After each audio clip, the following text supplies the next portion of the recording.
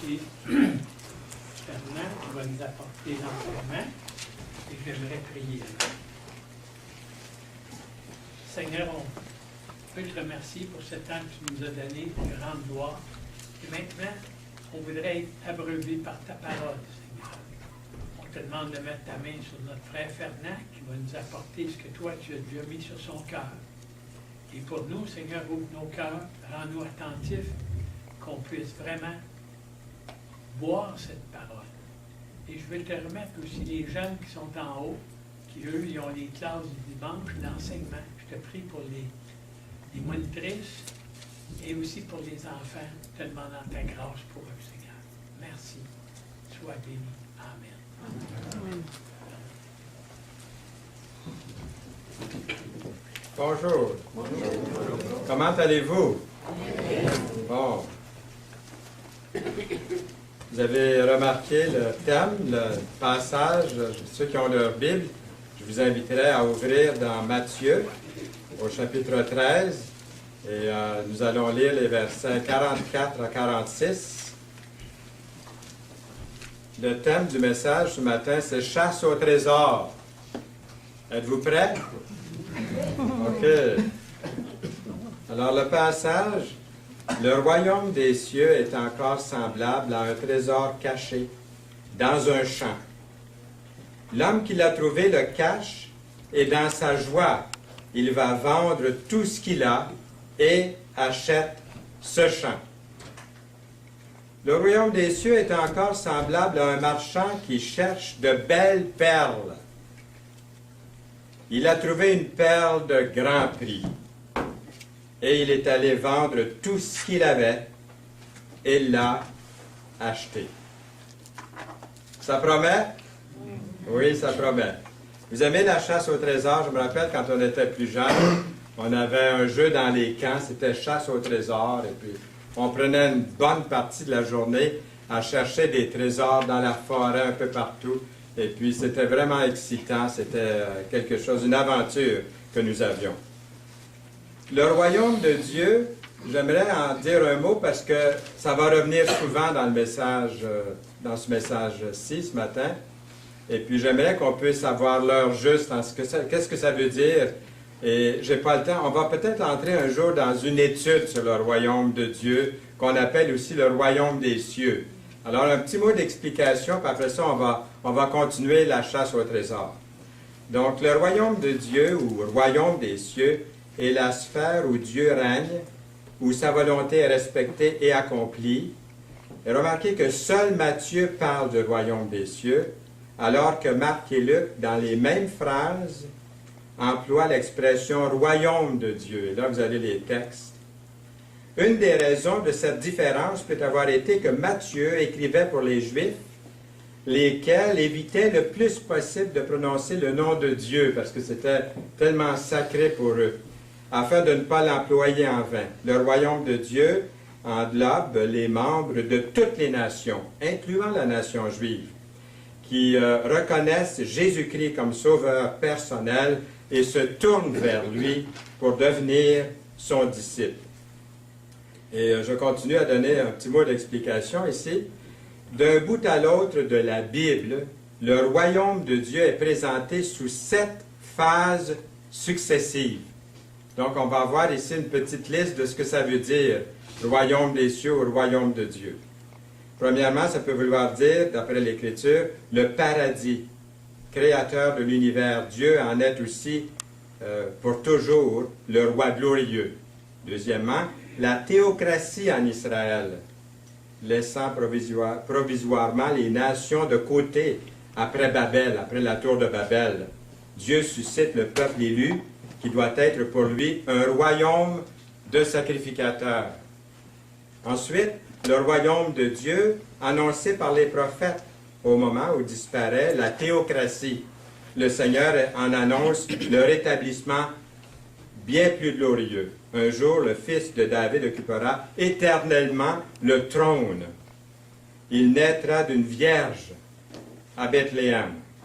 Ensuite, le royaume des cieux, le royaume de Dieu, c'est le royaume offert et rejeté à la première venue du Seigneur Jésus-Christ. Dès sa naissance, Jésus est présenté comme roi. Nous avons les textes bibliques qui sont là. Jean-Baptiste annonce aux Juifs que le royaume des cieux est proche. Et ce matin, ce qui va nous intéresser le plus, j'aimerais m'attarder sur ce 5e point parce que ça vous concerne, ça me concerne, c'est notre époque, c'est notre âge, c'est notre temps. Le 5e point, c'est le royaume de Dieu caché dans les cœurs. Le roi ayant été retiré, Christ s'en est allé pour se faire investir de l'autorité royale, Luc 19, 12. En son absence se déroule la période de l'Église dans laquelle nous sommes maintenant, caractérisée par les mystères du royaume de Dieu. Les disciples s'approchèrent et lui dirent, « Pourquoi nous parles-tu en parabole? » Jésus leur répondit, « Parce qu'il vous est donné, il vous a été donné de connaître les mystères du royaume des cieux et que cela ne leur a pas été donné. » Matthieu 13, verset 11.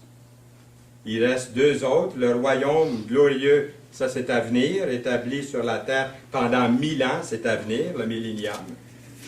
Et ensuite, le royaume éternel dans le ciel. Après le triomphe total du Seigneur, s'établira sa domination définitive et parfaite.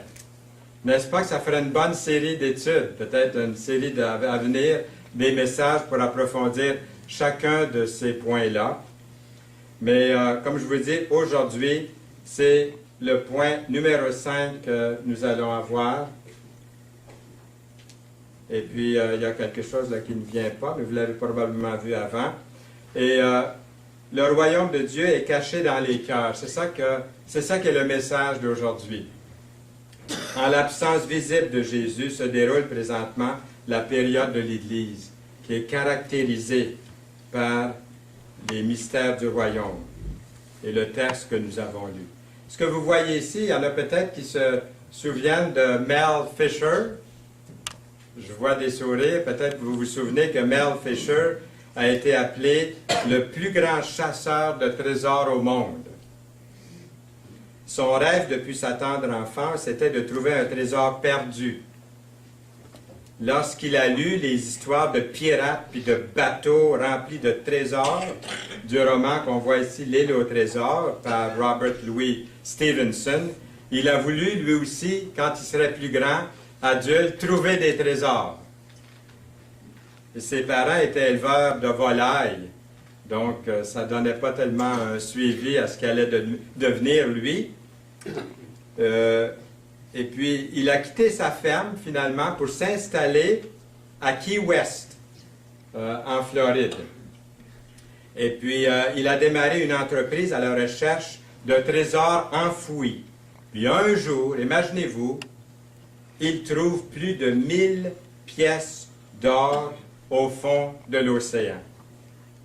Alors, Mel Fisher a fait de fréquents voyages en Espagne pour examiner d'anciens documents et des archives du gouvernement. Et ces documents font mention d'une flotte espagnole de 28 navires, autrefois, qui ont quitté La Havane, Cuba. C'était le 4 septembre 1622. Et à bord, il y avait de l'argent du Pérou et du Mexique, de l'or et des émeraudes de Colombie, des perles du Venezuela. Et au début des années 1600, la couronne espagnole a désespérément besoin d'une fortune pour garnir les coffres du roi Philippe IV. La richesse du Nouveau Monde était liée à la guerre, mais toutefois, le lendemain, la flotte se trouve assaillie par un terrible ouragan en entrant dans le détroit de Floride, et 8 de ces navires coulent au fond de la mer à cause de cette terrible tempête. Le fleuron de la flotte espagnole se nommait Atocha, puis elle contenait une cargaison inestimable, des tonnes d'argent, des centaines de livres d'or et des bijoux précieux. Fisher a commencé sa recherche pour le trésor perdu à bord de son bateau. Il s'est acheté un bateau, il avait maintenant les moyens. Le bateau s'appelle le Dauntless, un bateau des plus sophistiqués, utilisant des équipements électroniques les plus chers. Et pendant 16 ans, il a persévéré dans des recherches, dans ses recherches. Le coût était faramineux. Et puis, les sacrifices étaient énormes. Des années de fausses pistes, une tragédie personnelle, puis au bord constamment de la ruine. Et 6 ans même après le début de la recherche, il a perdu son fils, sa belle-fille et un autre plongeur au cours d'une terrible tempête encore en mer. Mais il a continué année après année. Et chaque jour, il a répété à son équipe, « Today's the day ». Ça va arriver aujourd'hui. C'est aujourd'hui. Today's the day. Mais pendant 16 ans, il avait tort. Il a eu tort parce qu'il n'y avait rien qui se produisait. Mais il continuait, il persévérait. Puis un jour, par un chaud après-midi de juillet 1985, son plus jeune fils communique par radio, « Rangez vos cartes, nous l'avons trouvé.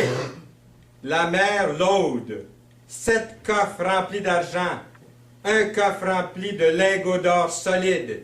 Il y avait des bijoux, de l'argent, des centaines de barres d'or, chacun pesant environ 100 livres. Et c'est probablement d'avoir trouvé le plus grand trésor de tous les temps, d'une valeur à l'époque autour de 400 millions de dollars. 2 semaines plus tôt, Fisher était tellement cassé financièrement qu'il ne pouvait pas payer ses employés. Et puis, Jésus nous a enseigné que le royaume des cieux est comme trouver un grand trésor. Pas beau, ça? J'allais dire, qui a trouvé ce grand trésor ici ce matin? Bon, pourquoi pas? Qui a trouvé ce grand trésor? Amen. La plupart des gens ici.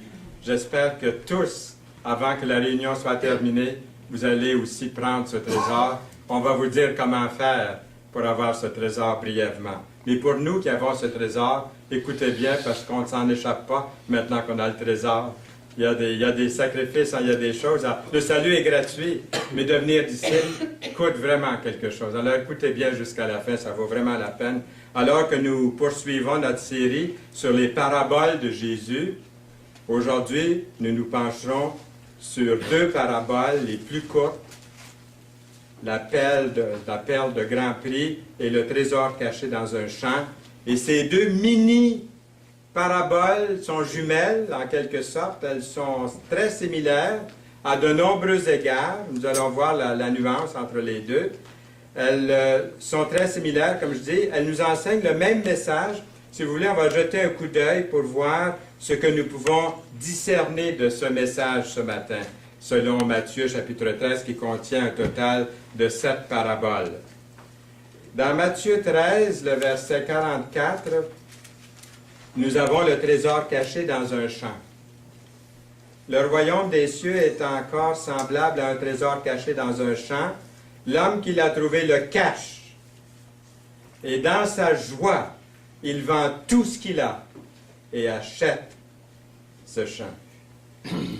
Comment faire tout à coup trouver un trésor caché dans votre cour ou dans un champ qui vous appartient ou que vous trouvez à quelque part, qui a mis ce trésor-là à cet endroit-là précisément? Pourquoi le propriétaire n'est pas revenu le chercher plus tard?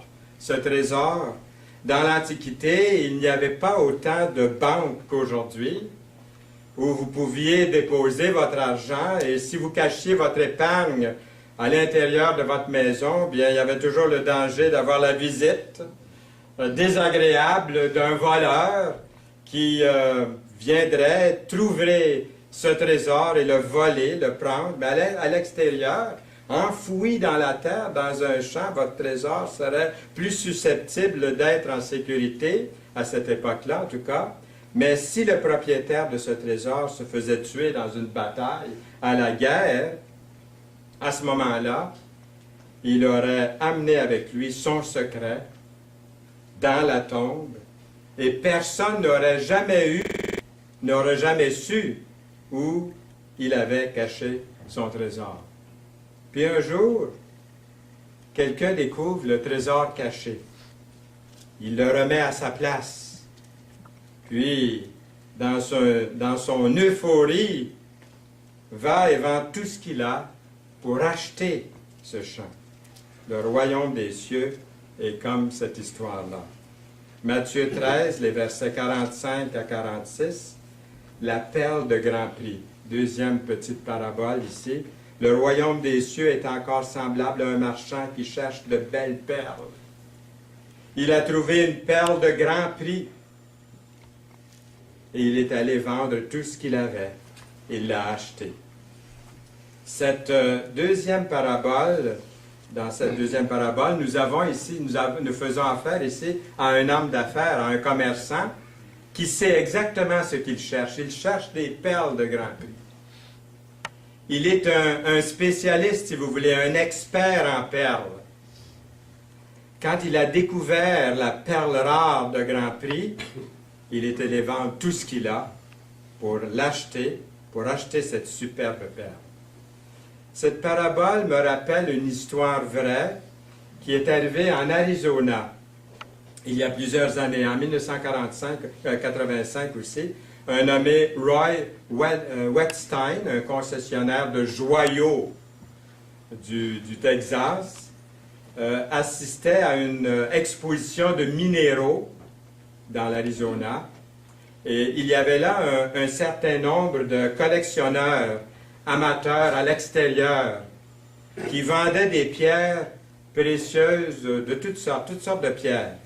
Et Roy a vu une pierre, la grosseur d'une patate, d'une pomme de terre, toute poussiéreuse, toute sale, et puis elle était même dans un bol Tupperware, cette fameuse pierre.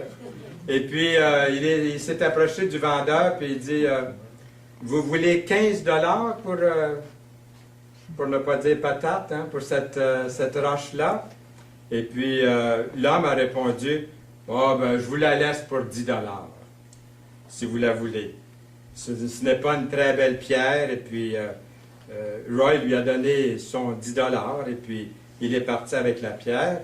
Il s'est avéré que cette pierre grise de poussière est aujourd'hui le plus gros saphir au monde. Et puis il y a un article dans le Newsweek magazine qui l'a évalué à plus de 2 millions de $, cette patate. Pourtant, Roy a acheté, lui, ce gros bijou pour un minable 10 $. Un misérable 10 $. Ces deux petites paraboles jumelles partagent certains thèmes en commun. Il y en a 4 que j'aimerais vous livrer ce matin, que nous devrions préciser. Premièrement, il y a un trésor. Il est difficile de comparer notre monde actuel, ça c'est les nouvelles de cette semaine là, que j'ai pris, de comparer, on peut pas, je ne vous demande pas de le lire, c'est simplement pour démontrer, s'il y en a qui sont capables de le lire dans les premières rangées, vous voyez que c'est les nouvelles, ne sont pas roses, les nouvelles de ce monde. Comparer notre monde actuel à un trésor, ça serait pas mal difficile. Le royaume de ce monde est très entaché et très terni. Vous êtes d'accord? Oui. Vous ouvrez le journal, et puis il est plein de mauvaises nouvelles. Il y en a qui essaient de nous faire sourire au travers de tout ça. Mais on sait qu'il y a des enlèvements d'enfants. C'est ce qu'on voit, le premier article, c'est ça, là. Il y a des meurtres, il y a de la destruction, des rumeurs de guerre. Le Moyen-Orient nous paraît bien instable. L'économie mondiale n'a pas l'air prometteur. L'inflation s'installe partout sur la planète, vous le savez. Le dollar s'affaiblit. Plusieurs pays connaissent des sécheresses, tandis que d'autres connaissent les pires inondations de leur histoire. L'Irak, l'Iran, Israël. Vous voyez, chaque fois que je vous prononce un pays ça vous amène des nouvelles, certainement, dans l'esprit. La bande de Gaza, le Liban, la Corée du Nord, les catastrophes naturelles connaissent des sécheresses, tandis que d'autres connaissent les pires inondations, comme on disait. Il y a dans ce monde, il y a de la douleur, de la tristesse, puis de l'incertitude. Mais le royaume des cieux est comparé à un trésor inestimable. Le réalisez-vous un peu? Est-ce que je le réalise, ne serait-ce qu'un peu, que ce royaume, un merveilleux avenir, vous attend les enfants de Dieu? Ce monde dans lequel nous vivons maintenant n'est pas le meilleur des mondes. Il y a quelque chose de mieux qui vient. En avez-vous la certitude? Il a été souillé, ce monde actuel, par le péché. Le royaume des cieux commence avec Dieu qui règne dans le cœur de ceux et de celles qui appartiennent à l'Église, qui est le corps de Christ. Des gens qui sont dans cette Église, qui sont aimables, qui sont remplis d'amour, des gens qui savent pardonner aux autres, font partie du royaume de Dieu. Ce que nous voyons aujourd'hui dans l'Église est seulement un avant-goût de quelque chose de bien mieux encore à venir. J'ai entendu j'ai rencontré des fois des gens qui ont dit, la première fois que je suis allé à l'Assemblée, à l'Église, je ne me souviens pas ce que le prédicateur a dit. Je ne me souviens pas des cantiques. Je me rappelle que ça chantait. Mais ce qui m'a frappé, c'est l'amour qu'avaient les gens entre eux dans cette Église-là. Ça, c'est la plus belle chose, la plus belle qualité qu'une Église pourrait avoir. Et ce que nous voyons aujourd'hui dans l'Église est seulement un avant-goût, comme je vous dis. Mais les gens, souvent, ils voient l'Église comme non pertinente, comme ennuyeuse. Même ils disent hypocrite. Ils la jugent de cette façon-là. Le royaume de Dieu est certainement une chose que nous devrions chacun rechercher. C'est la perle de grand prix. Considérons quelques écritures. 1 Corinthiens 2,9. Ce sont des choses que l'œil n'a point vues, que l'oreille n'a point entendues et qui ne sont point montées au cœur de l'homme, des choses que Dieu a préparées pour ceux qui l'aiment. Un autre texte dans Apocalypse 21, 1 et 2. « Puis je vis un nouveau ciel et une nouvelle terre, car le premier ciel et la première terre avaient disparu et la mer n'était plus. Et je vis descendre du ciel d'auprès de Dieu la ville sainte, la nouvelle Jérusalem préparée comme une épouse qui s'est parée pour son époux. » Ce qui nous attend. Dans Apocalypse 21, 4, « Il essuiera toute larme de leurs yeux. » Ce n'est pas marqué qu'il n'y aura plus de larmes, mais c'est marqué que s'il y a une larme, il y aura quelqu'un pour l'essuyer, cette larme-là. Ce qu'il n'y aura plus, c'est, nous voyons la suite ici, la mort ne sera plus. Il n'y aura plus ni deuil, ni cri, ni douleur, car les premières choses ont disparu. Nous lisons aussi dans Apocalypse 21, 6, « Celui qui vaincra héritera ces choses. Je serai son Dieu, et il sera mon fils. » Dans 1 Pierre 1, verset 3 à 9, « Béni soit Dieu, le Père de notre Seigneur Jésus-Christ, qui, selon sa grande miséricorde, nous a régénérés pour une espérance vivante par la résurrection de Jésus-Christ d'entre les morts. »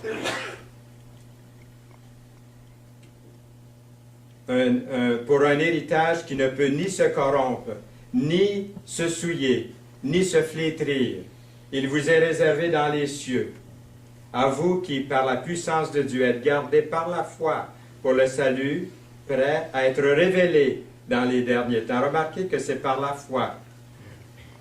C'est là ce qui fait notre joie que maintenant, puisqu'il le faut, vous soyez attristés pour combien de temps? Pour un peu de temps, par diverses épreuves, afin que l'épreuve de votre foi, plus précieuse que l'or périssable, qui cependant est éprouvé par le feu, ait pour résultat la louange, la gloire et l'honneur lorsque Jésus-Christ apparaîtra. Vous l'aimez sans l'avoir vu. C'est quelque chose. Vous croyez en lui sans le voir encore. Je trouve que c'est louable de placer sa foi en lui. vous réjouissant d'une joie merveilleuse et glorieuse, parce que vous obtiendrez, le salut de vos âmes. À quel prix? Comment? Pour prix de votre foi. Un homme du New Jersey, aux États-Unis, a reçu un héritage à la suite du décès de sa tante. Le testament disait « Pour mon bien-aimé Stephen Marsh, je quitte ma famille, ma Bible et tout ce qu'elle contient. Avec le résidu de ma succession, après mes frais d'obsèques et mes dettes acquittées. Une fois toutes les factures payées, il restait seulement quelques centaines de dollars pour Stephen. Bientôt, l'argent était dépensé et finalement, il a pris sa retraite avec une petite pension de rien. Et pendant plus de 20 ans, il a vécu au seuil de la pauvreté. Un jour, en faisant le grand ménage dans ses affaires, avant d'aller vivre avec son fils, il a retrouvé la vieille Bible que sa tante lui avait laissée. En l'ouvrant, il a été étonné de trouver plusieurs beaux billets de banque. Tout au long des pages du livre, il y en avait, pour une somme de plusieurs milliers de dollars. Nombreux sont ceux qui pensent de jamais trouver dans la Bible un trésor. Il y a des trésors dans la Bible. Il y en a qui pensent qu'il n'y a pas de trésor dans la Bible. Ils ne rouvrent pas leur Bible. Les pages de la Bible ne sont jamais lues. J'ai appris qu'il y a souvent de longues filets sur la route qui mènent au casino. Ils pensent qu'il doit y avoir un grand trésor de caché là, pour être tous si nombreux à se diriger dans cette direction. Notre culture est à la recherche de trésors, mais à la mauvaise place. Là où est ton trésor, là aussi sera ton cœur. Matthieu 6, 21. Et par ces deux petites paraboles, aujourd'hui, Jésus nous dit que le royaume de Dieu est quelque chose de très précieux. Un beau et grand trésor. Qu'est-ce que vous êtes prêt à sacrifier pour posséder un tel trésor? Deuxièmement, dans chaque parabole, nous faisons une découverte inestimable.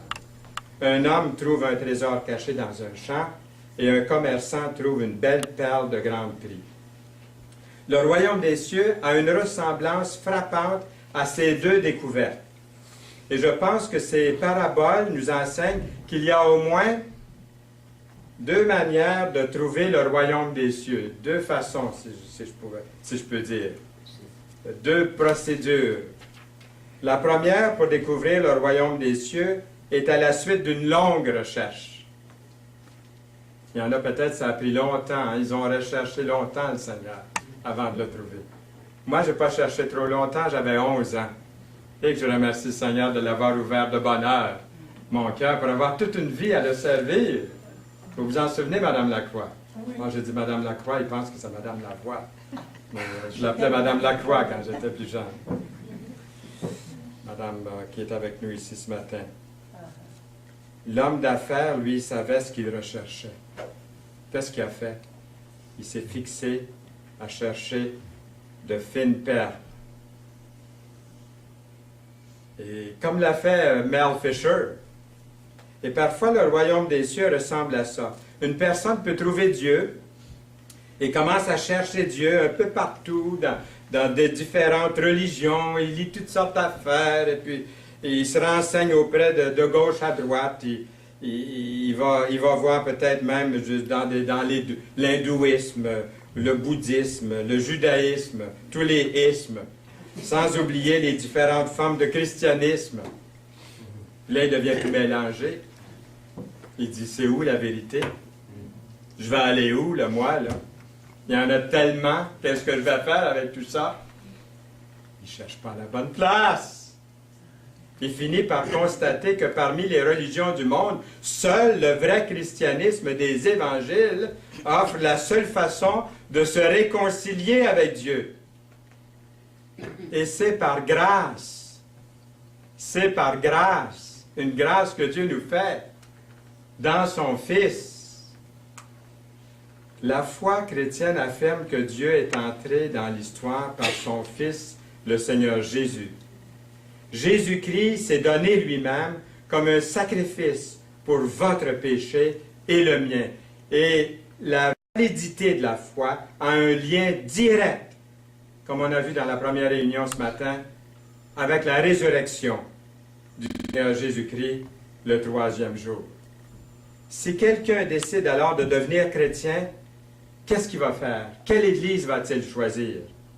Est-ce qu'il va choisir le catholicisme, le protestantisme, l'Église anglicane, luthérienne, méthodiste, baptiste, presbytérienne ou une assemblée chrétienne évangélique? À la naissance de Jésus, il y avait un vieux monsieur avec une grande barbe sans aucun doute, toute blanche, du nom de Siméon. Qu'est-ce qu'il faisait, lui? Il attendait la consolation d'Israël, Luc 2, 25. Il était à la recherche du royaume des cieux. Le Saint-Esprit lui dit qu'il ne verrait pas la mort tant que ses yeux n'aient vu le Messie. Jean-Baptiste est un autre homme qui était à la recherche du royaume des cieux. Jean, ayant entendu parler dans sa prison des œuvres du Christ, lui fit dire par ses disciples à Jésus, « Es-tu celui qui doit venir, ou devons-nous en attendre un autre? » Et on a envoyé une dépêche auprès de Jésus, puis Jésus leur a dit, « Bien, allez dire à Jean-Baptiste que les yeux des aveugles rouvrent, et puis tout ce qui se fait au nom de Jésus, au nom du Seigneur. » Aujourd'hui, quelqu'un pourrait se présenter ici à l'Assemblée puis dire, « Je suis à la recherche d'une Église. J'aime beaucoup ce que je vois ici. Vous semblez vraiment parler de ce que la Bible dit. Et aussi, vous gardez le silence là où la Bible n'ajoute rien. Et ce que j'aime également de votre Église, il pourrait dire, c'est que vous dites être chrétien seulement. Vous dites, on est seulement des chrétiens. Mais vous ne prétendez pas être les seuls chrétiens. Ici, j'aime ça parce que vous baptisez ceux et celles qui ont cru dans leur cœur que Jésus était leur sauveur et proclamé à haute voix que Jésus est leur seul sauveur pour le pardon de leurs péchés. Vous prenez la communion à chaque dimanche. À chaque dimanche, j'ai été à la recherche d'une telle Église depuis tellement longtemps et maintenant, enfin, je l'ai trouvée. Ça peut arriver qu'une personne trouve enfin le royaume des cieux après une très longue recherche. En d'autres circonstances, une personne pourrait trouver une Église un peu par accident, un peu par coïncidence, par hasard. Cette personne ne s'était pas vraiment là, intentionnellement mise à la recherche de la vérité ou d'une Église, hein? Mais c'est arrivé comme par accident. Peut-être qu'un ami ou un collègue de travail l'a invité à un déjeuner de l'espoir ou à l'église ici pour une occasion spéciale, pour une fête. Et cette personne voulait peut-être assister à un service religieux, mais elle ne savait pas juste où aller. Alors, un peu par accident, elle a choisi, sans le savoir, une église où le Seigneur est prêché et sa parole. Et un jour, je me rappelle, j'étais à Seattle, dans l'État de Washington. Les portes étaient grandes ouvertes, c'est en plein été. Et puis, ça, il y a une église évangélique au centre-ville de Seattle. Et là, je prêchais. Puis, il y a, imaginez-vous, à Seattle, aux États-Unis, dans l'État de Washington, une femme québécoise passe dans la rue et puis entend prêcher en anglais, mais c'est moi qui prêche, puis c'est l'accent, de l'accent que j'ai en anglais. When I speak English, I speak with a little accent so people can know that I'm from Quebec province. Alors, elle entend cet accent et puis elle entre parce qu'elle entend l'accent. Elle n'est pas intéressée à l'Église, elle passait peut-être souvent devant l'Église, mais là, elle entend l'accent. sans le savoir, elle entre. Elle s'assoit en arrière. Et je l'ai rencontrée après. Je lui ai donné la main, puis on a parlé un petit peu ensemble. Et par la suite, j'ai appris qu'elle a assisté à l'Église régulièrement. Elle a accepté Jésus comme son sauveur personnel. On ne cherchait pas Dieu. Vous voyez, ça peut arriver par accident, comme ça. Et puis, un jour, le Seigneur parle à quelqu'un et son cœur s'ouvre au Seigneur. Où est-ce que je suis rendu avec tout ça? OK, on est rendu au troisième point ici. C'est très important, le troisième point. Mes pages tournent quand je ne mets pas les mains dedans. Donc, c'est pour ça que j'étais un petit peu mélangé. Mes notes avaient changé, là. Donc, un sacrifice. Dans les deux paraboles, la personne qui a découvert le trésor a dû faire un sacrifice considérable. Vous vous imaginez? Pour l'obtenir. Le salut est gratuit, mais devenir disciple, c'est un sacrifice considérable, croyez-moi. Et puis, chacun a vendu tout ce qu'il avait. J'ai l'impression, quelquefois, que de devenir disciple de Jésus, c'est tellement simple, hein, que c'est vrai que croire en Jésus, accepter le Seigneur comme sauveur personnel, c'est un instant, c'est une nouvelle naissance. Mais ça ne s'arrête pas là. Il y a vraiment le fait de devenir... On a seulement besoin, on dit de croire, mais où est la repentance? Où est le changement de vie dans les habitudes? Le parler, hein, la langue, la toxicomanie, l'habillement, le temps, l'argent, les priorités. Pourtant, Jésus a dit, « Quiconque ne porte pas sa croix et ne me suit pas ne peut être mon disciple » dans Luc 14, 27. Dans Luc 14, 33, « Ainsi donc, quiconque d'entre vous ne renonce pas à tout ce qu'il possède ne peut être mon disciple. » La seule façon de posséder le royaume des cieux est que Jésus doit être le premier en tout dans ma vie. Il doit être numéro 1 dans ma vie. Jésus a dit, « Celui qui aime son père ou sa mère plus que moi n'est pas digne de moi. Celui qui aime son fils ou sa fille plus que moi n'est pas digne de moi. Celui qui ne prend pas sa croix et ne me suit pas n'est pas digne de moi. » Dans Matthieu 10, 37 à 38. L'apôtre Paul, en voulant rester fidèle au Seigneur, a subi pour le royaume des coups, les emprisonnements, les naufrages, la faim, la soif, les nuits blanches, puis encore beaucoup plus. À un moment donné, il dit, « Je porte sur mon corps les marques de Jésus. » Il est dit que les chevaliers de la cour du roi Arthur, en revenant de bataille, s'ils ne portaient pas sur leur corps des cicatrices, le roi les aurait renvoyés en leur donnant l'ordre « Allez recevoir vos cicatrices !» Au 18e siècle, une famille de la Suisse est allée près de la côte prendre un peu dans un autre pays parce qu'ils n'ont pas de la mer très près en Suisse, mais ils sont montés quand même à bord d'un navire pour se rendre jusqu'en Amérique. Et malheureusement, le père et la mère sont tombés malades et sont morts lors du voyage. Leur fils, qui s'appelle Abraham, s'est trouvé tout seul sur un étrange continent. Et quand il est devenu grand, à l'âge adulte, il a eu ce désir d'aller comme missionnaire pour annoncer le salut en Jésus à un petit peuple qui habite les îles de Saint-Thomas dans les Caraïbes. Il avait entendu dire que ces gens-là sur l'île vivaient une vie de grande misère et de dégradation, mais arrivé sur l'île, il apprend que c'était contre la loi pour toute personne, sauf pour un esclave, de prêcher à des esclaves. Alors il se décide à écrire au gouverneur de l'île pour lui demander d'urgence, imaginez-vous, à devenir esclave pour le reste de sa vie, afin de servir fidèlement comme un vrai esclave s'il pouvait être autorisé dans ses temps libres de prêcher l'Évangile aux esclaves, par la prédication de l'Évangile, à ses collègues les esclaves. La lettre a été transmise au roi du Danemark, parce que je vous rappelle que l'île était sous la juridiction du Danemark à cette époque-là. Le roi a tellement été touché par la lettre qu'il a donné l'autorisation à Abraham Benninger de prêcher l'Évangile de Jésus n'importe où, à n'importe quel moment qu'il choisirait, à ces gens-là, qu'ils soient noirs ou blancs, libres ou esclaves. Devenir vrai disciple de Jésus n'est pas facile. Jésus exige une lourde contribution de votre part, de ma part. Jésus a donné ordre à la femme surprise en adultère de ne plus continuer de pécher de la sorte. Quels sont les péchés à abandonner?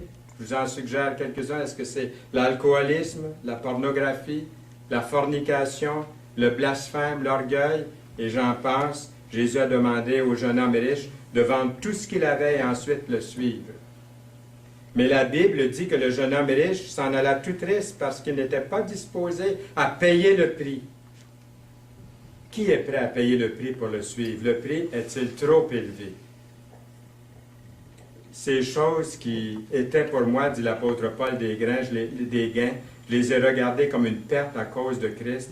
Et même je regarde toutes choses comme une perte à cause de l'excellence de la connaissance de Jésus-Christ, mon Seigneur, pour lequel j'ai renoncé à tout, et je le regarde comme de la boue afin de gagner Christ, pour parvenir, si je puis, à la résurrection d'entre les morts. Le quatrième point, le dernier point, on nous dit que lorsque l'homme a trouvé le trésor caché dans un champ, dans sa joie, pas avec regret, dans sa joie, pas avec tristesse, non, dans sa joie, il a vendu tout ce qu'il avait pour acheter ce champ. Et lorsque après 16 longues années, Mel Fisher a enfin trouvé le bateau espagnol au fond de la mer avec son trésor, lui et son équipe ont été comblés de joie. Une femme a été interviewée à la télévision. Regardez la joie sur son visage. Vous pouvez voir l'expression de ce bonheur. 6 ans plus tôt, elle avait donné naissance à une petite fille, puis 10 jours après, un incendie s'est déclaré dans sa maison qui a brûlé au sol. Le corps de l'enfant n'a jamais été retrouvé. On a présumé qu'elle avait péri, le corps entièrement consommé par l'incendie. Mais 6 ans plus tard, la jeune maman était à une fête avec des connaissances dans sa famille, puis elle a vu une petite fille de 6 ans qui avait un grain de beauté sur son visage tout à fait identique qu'avait eu sa fille. Elle s'est dit en elle-même, « Mais si c'était ma fille ». Elle l'a examinée, elle a regardé, elle a dit, « Oui, c'est elle, c'est ma petite Délimare ». Elle a dit à la petite fille, « Tu as de la gomme dans les cheveux, laisse-moi enlever la gomme dans tes cheveux ». Elle a pris une petite paire de ciseaux, elle lui a enlevé une mèche de cheveux, et puis agissant comme si elle était en train d'enlever la gomme, la mère a coupé ses quelques brins de cheveux. Elle les a fait parvenir, ces cheveux de sa petite fille, aux autorités pour des tests d'ADN, et il s'est trouvé, en effet, que la petite fille était sa propre fille à elle, présumée morte dans l'incendie. Wow! Je ne pensais pas qu'elle était joyeuse puis heureuse d'avoir trouvé ce trésor. Une amie avait volé l'enfant en sortant, après avoir mis le feu à la maison pour couvrir l'enlèvement. Elle a ensuite élevé la petite fille comme si c'était sa propre fille pour les 6 prochaines années. Vous pouvez vous imaginer la joie de la mère et la petite fille après avoir été réunies. La fille a pris un certain temps pour s'adapter, mais imaginez-vous la joie de la mère qui a retrouvé sa fille qu'on avait cru morte. Vous vous souvenez du jour où vous avez reconnu Jésus-Christ comme votre sauveur personnel? Vous vous souvenez combien vous étiez heureux? Est-ce qu'il y en a qui s'en souviennent? Oui. Lorsque vous êtes sortis des eaux du baptême par immersion, vous vous rappelez quand vous avez été baptisé? C'est parce que vous aviez accepté le Seigneur avant ça. Vous avez été baptisé du baptême du Seigneur, et il est appelé le baptême du Seigneur, le baptême par immersion. Il y avait une grande joie dans le cœur. Quand il ou elle trouve le royaume des cieux, il y a une grande joie. Quand l'eunuque éthiopien a été baptisé, la Bible nous dit que joyeux, il poursuivait sa route. Beaucoup de personnes ne seraient peut-être pas portées à faire un lien entre la joie et le christianisme. Je parle du vrai christianisme. Mais la Bible fait un lien entre la joie et le christianisme.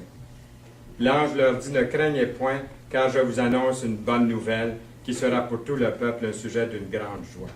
Dans Luc 2, 10 et 11, c'est qu'aujourd'hui, dans la ville de David, vous est né un sauveur, qui est le Christ le Seigneur. Nous lisons aussi dans 1 Pierre 1,8, vous l'aimez sans l'avoir vu, vous croyez en lui sans le voir encore, vous réjouissant d'une joie merveilleuse et glorieuse, parce que vous obtiendrez le salut de vos âmes pour prix de votre foi. Or, à celui qui peut vous préserver de toute chute et vous faire paraître devant sa gloire irréprochable et dans l'allégresse. Jude 24. Conclusion. Comment décririez-vous le royaume des cieux? À quoi ressemble-t-il? Si vous voulez, relisons le texte du début. Le royaume des cieux est encore semblable à un trésor caché dans un champ. L'homme qui l'a trouvé le cache. Dans sa joie, il va vendre tout ce qu'il a et achète ce champ. Le royaume des cieux est encore semblable à un marchand qui cherche de belles perles. Il a trouvé une perle de grand prix et il est allé vendre tout ce qu'il avait et l'a acheté. Ces deux petites paraboles sont destinées à enseigner des leçons très importantes, vous ne pensez pas? Le royaume des cieux est très beau, d'un prix inestimable. Il est beaucoup plus précieux que ce que je pourrais en donner comme description. La seule façon de le posséder est de s'en remettre entièrement à Jésus et sa parole. Le Seigneur doit venir en premier. Il doit avoir la priorité dans nos vies. Quand une personne découvre le Seigneur, soit par intention ou par accident, comme on a vu, ça apporte toujours une très, très, très grande joie. Vous dites, Fernand, je suis prêt à prendre une décision comme chrétien, comme celui qui a trouvé ce trésor ce matin. Ou peut-être vous dites, je n'ai pas encore trouvé, mais j'étais ici ce matin et je veux posséder ce trésor. Je vous suggère une prière. Faites-la la vôtre, cette prière. Voulez-vous? Faites-la la vôtre sincèrement. Priez-lui, Père Céleste. Dites-la dans vos cœurs, cette prière. Père Céleste, Seigneur Dieu, je te remercie de m'aimer et de m'offrir un trésor inestimable. Merci pour la belle maison que tu es en train de me préparer lorsque j'aurai quitté cette vie. Dites-lui, je te remercie pour tes promesses et l'espérance que tu m'accordes. Je te remercie pour l'Esprit Saint qui agit dans ma vie, pour l'amour, la joie, la paix, la patience, la bonté, la bienveillance, la maîtrise que tu mets dans mon cœur. S'il te plaît, Seigneur, aide-moi à faire ta volonté, la plus haute priorité dans ma vie. Je désire ton royaume par-dessus tout. Je veux que tu aies la prééminence dans tout ce que je fais. Je désire abandonner tout lien qui ne vient pas de toi. Aide-moi, Seigneur, lorsque je ne serai pas à la hauteur de tes désirs. Amen. Amen. Amen. Seigneur, merci de cette bénédiction que tu veux répandre en abondance. Un trésor en abondance pour chacun de nous, pour ta plus grande gloire. Amen.